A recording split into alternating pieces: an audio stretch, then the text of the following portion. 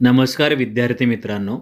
आज आपण इयत्ता 6वी विषय इतिहास आणि प्रकरण 7वे मौर्यकालीन भारत या धड्यातील काही घटकांचा अभ्यास करणार आहोत.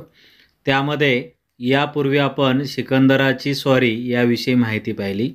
आज आपण मौर्य साम्राज्याची स्थापना कशी झाली याविषयी माहिती पाहणार आहोत.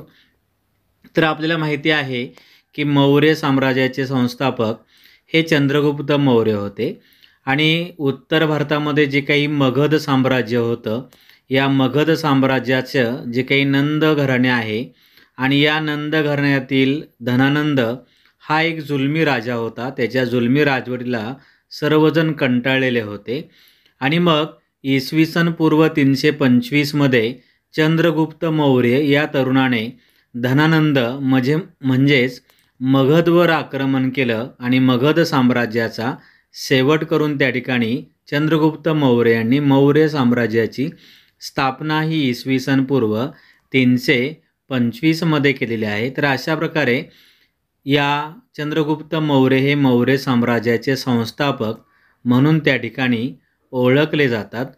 त्यानंतर सिकंदराने भारतातील जे काही प्रदेश जिंकलेले होते, या प्रदेशातील जे काही सत्रप होते म्हणजे ग्रीक अधिकारी, तर सिकंदराच्या मृत्यूनंतर त्या ठिकाणी या सत्रपांमध्ये सत्तेसाठी लढाया सुरू झाल्या. आपल्याला असा प्रश्न विचारला जातो की सत्रपांमध्ये लढाया का सुरू झाल्या?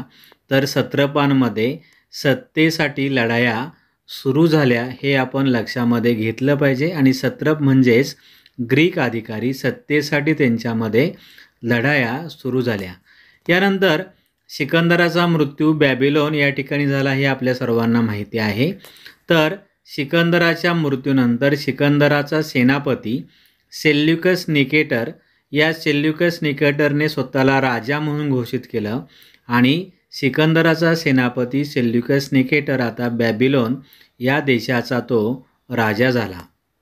आणि मग त्यानंतर या बॅबिलोनचा राजा म्हणजे सेल्युकस निकेटरने मौर्य साम्राज्यावर म्हणजे चंद्रगुप्त मौर्य यांच्यावर आक्रमण केलं.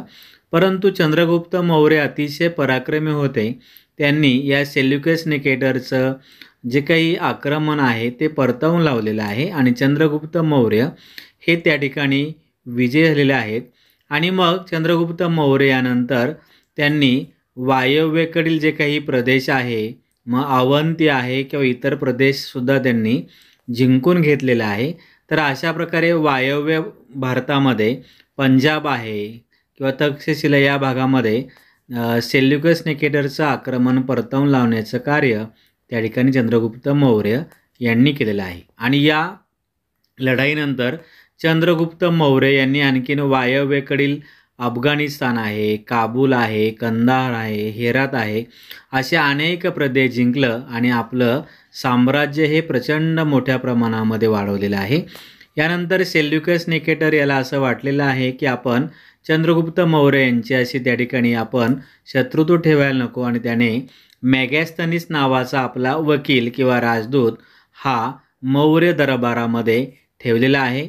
आणि सेल्युकस निकेटरचा वकील मॅगॅस्थनीस हा मौर्यांच्या दरबारामध्ये राहू लागला आणि त्याने मौर्य भारतामध्ये राहून भारतातील लोकजीवन, समाजजीवन, राज्यकारभार याचा अभ्यास केला आणि त्याविषयी ग्रंथ लिहिला.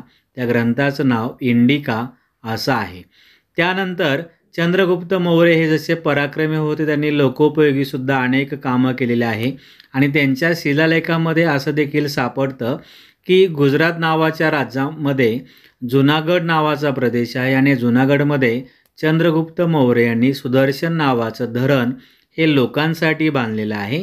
तर अशा प्रकारे मौर्य साम्राज्याची स्थापना करणारे चंद्रगुप्त मौर्य आणि चंद्रगुप्त मौर्य यांचा कार्य त्याचबरोबर त्यांचं लोकोपयोगी काम आपण या घटकामध्ये पाहिलेलं आहे. पुढील घटक आपण पुढील पाठात पाहणार आहोत.